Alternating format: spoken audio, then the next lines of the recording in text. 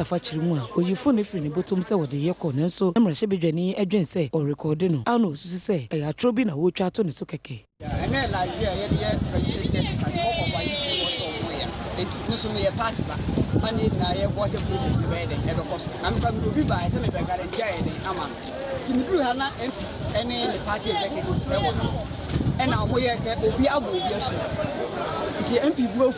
se omuyi ene fo na yo ha omuyi di pa ne bra ti sa ena na obi yo place obi tu omu na ye dey afi enti okasa no mere ma kase na do mu na ni no okasa se mo se onu do betima aye no enye bi ni se o tu de ne kwa ye dey afi ha no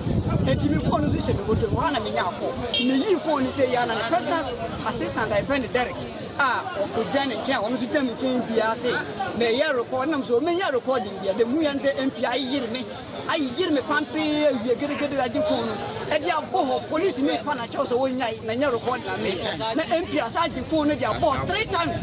asadi na chia so phone na me use no MP asai phone ni na me no ka tani kita phone eno achi na Derek Amu a wo ye domfrefo edema MPP amanyoko no ewo Asante Achem North a wo sa ye personal assistant edema mrahye bedwani apia kubi enso eni adom kase etwetwe nkomo no de to yenim se ensema wodu abranti a wo odan kitanwudi ano ewo NDC amanyoko nim ede to apia kubi so no enya no kre esan se na wo gina na chipe enti wo kasa na na nsa ekobo ne phone no ema ne free to ye na enya se wo sheda na oje se wo to atwene ne kwakra ena Tahiru Seidu a asemisi ye no wo bie enso editu dwa se eyampa se mrahye bedwani no eheda eno sei Mustafa Osman ne tetefun no esan se oje phone no to twene wie no kra no osebusa ne se edie no betimi eye ede afa hu amde de mu a me se aye mediation mu a se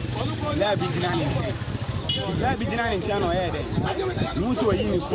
phone na ile ma ati asema o kan de yi ni phone na e kan se ogumi ya na o de phone board 3 times ade me we phone na da phone no ata dia board 3 times o de phone board 3 times na last one o tam we no de ye o de ma police ni o dina ne police ni na idea my mom says I see I cannot do phone Omoko kan me tin so omoka se ana bla bi chele ni se MP an so yesi o so be ni de o se dia de no be nti awa no akasakasa no mo do mo fia no Dr. Samuel Sapon ena kaneno no ye mfimfi mantam no esoafo na wopani nsema wode ama NDC amanyoko ne me wosa mantam yimu ene se won konwa dodo ananka wokuram e wosa mantam yimu wo mrahye bedwafie no esoate mfimfi mienu ene donsia brenim ena nkonwa no makomako donsia ehwere won ne nyina ka ho bi ena de won ko opposition enti wosre won se afi ya bato mu no won to abom no wonyere won homo modern se ne be ye nkonwa ye mrahye bedwam nkonwa ehwere won no won besaje wade bio